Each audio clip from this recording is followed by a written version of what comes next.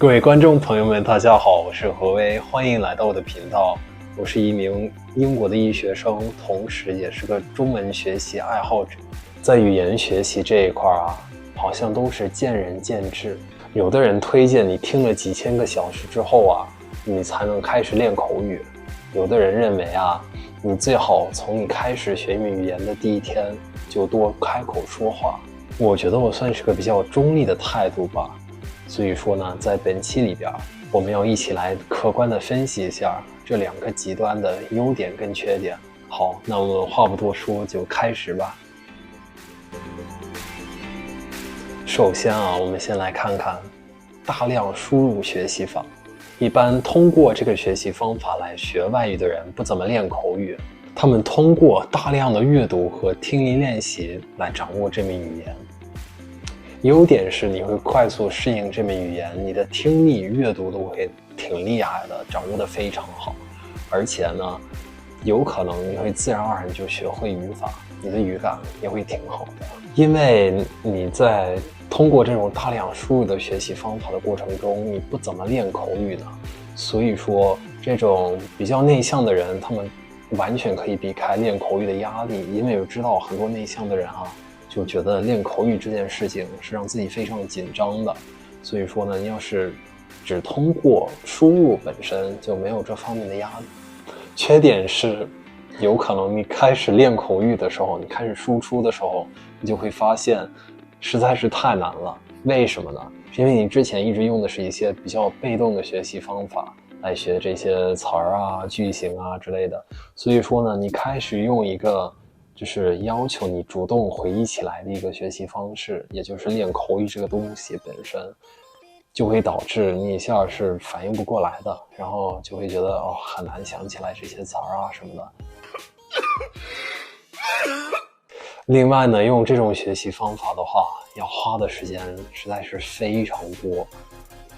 当然了，这是一个比较极端的例子但是我前一段时间在看油管的时候，我就发现有一个就是发了一些视频来讲一讲他学日语的故事。他就是通过这种大量输入学习方式，然后呢，他每天听了20多个小时的日语。那么大量输出学习法又是啥呢？它就是花你大部分的时间在练习口语上。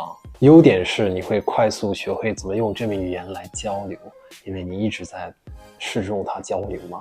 同时呢，你也会背东西背得快一些。为什么呢？因为你每一次在说的时候，你就是在实践，你就是在用你学过的这些东西，所以可能在脑子里边都得再过一遍嘛，还是会记得更深一些。Nice。说白了，就是因为大量的输出这件事情就也算是一种主动回忆学习方式。但是当然缺点也有你从一开始就大量的输出的话，那当然你肯定会犯很多的错误。你犯同样的错误的这个次数多了之后呢，说不定这个错误本身就成为一种肌肉记忆。在这种情况下，真的是积习难改。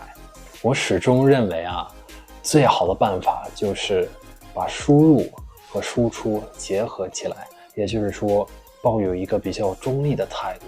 你需要输入不然的话你脑子里边根本没有一个这门语言的标准模板。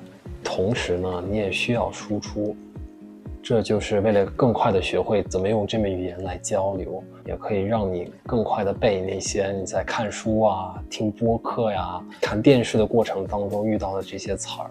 那么我估计有些观众朋友们想知道最好的比例是什么。我个人的经验来说我觉得你可以从6:4，也就是偏向于输入多一点开始，这应该没什么毛病。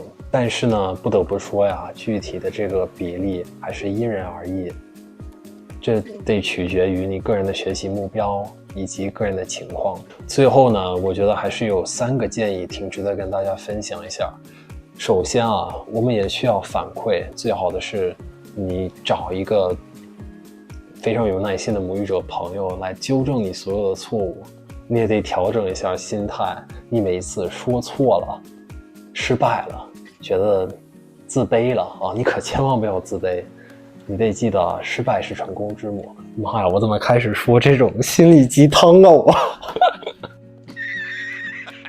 是身边没有什么母语者朋友的话，那么我建议你多模仿电视剧啊、播客呀之类的，还有其他的学习材料。第二点，在语境中学生词来降低你犯错误的概率。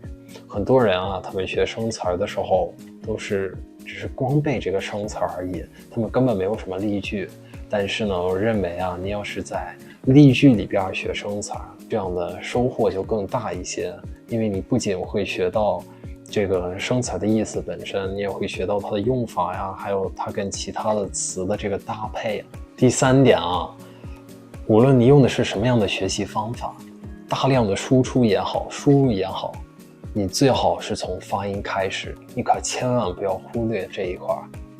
好的，那这一期的视频就到这里，非常感谢大家的观看，咱们下一期再见，拜拜。